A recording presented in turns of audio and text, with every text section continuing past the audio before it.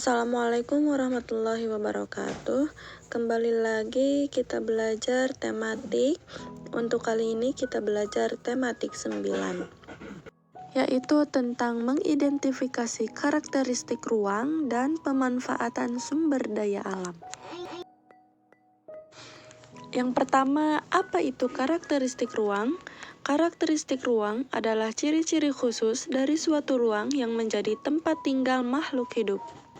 Karakteristik ruang terbagi kepada 3 bagian. Yang pertama, dataran tinggi, yang kedua, dataran rendah, dan yang ketiga, pantai.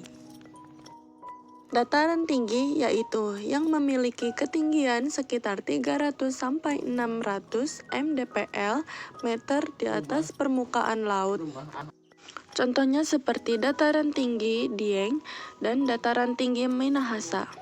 Kemudian dataran dengan udara relatif sejuk. Kemudian sumber daya alam yang tersedia di antaranya teh, kopi, coklat. Kemudian pemanfaatannya yaitu untuk peristirahatan, objek wisata, permukiman, usaha perkebunan, dan usaha peternakan. Dan yang terakhir yaitu mata pencaharian penduduknya adalah berkebun atau berternak.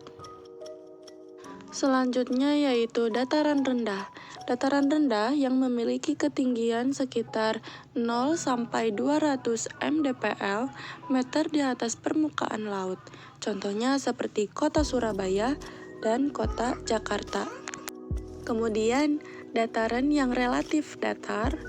Kemudian sumber daya alam yang tersedia di antaranya padi, kelapa, dan tebu. Pemanfaatannya yaitu untuk permukiman, lahan pertanian, peternakan, kawasan perkantoran, dan kawasan industri. Dan yang terakhir, mata pencaharian penduduknya adalah berkebun, peternak, pekerja kantoran, dan pekerja pabrik. Selanjutnya pantai, yaitu daerah yang berbatasan langsung dengan laut.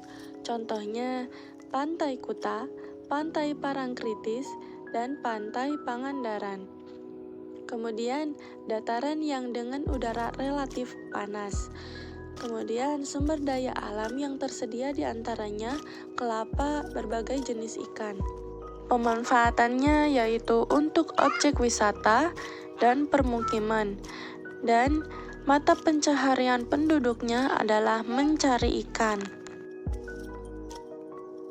Pembahasan selanjutnya yaitu tentang sumber daya alam. Menurut jenisnya, sumber daya alam dapat dibedakan menjadi 2. Yang pertama, sumber daya alam hayati, yaitu sumber daya alam yang berupa makhluk hidup seperti tumbuhan dan hewan. Yang kedua, sumber daya alam non-hayati, yaitu sumber daya alam yang berupa benda mati seperti tanah, minyak bumi, dan barang tambang. Pemanfaatan sumber daya alam terbagi kepada beberapa bagian. Yang pertama, hasil perkebunan, yaitu seperti kelapa sawit, karet, tebu, kina. Kemudian, hasil pertanian, contohnya seperti padi, jagung, kacang kedelai. Selanjutnya, hasil peternakan. Contohnya seperti daging ayam, ulat sutera, lebah. Kemudian, hasil laut dan perikanan. Contohnya seperti ikan, rumput laut, terumbu karang. Dan yang terakhir yaitu hasil tambang. Contohnya seperti minyak bumi, gas alam, dan belerang. Cukup sekian pembahasan untuk materi hari ini. Mudah-mudahan bermanfaat. Wassalamualaikum warahmatullahi wabarakatuh.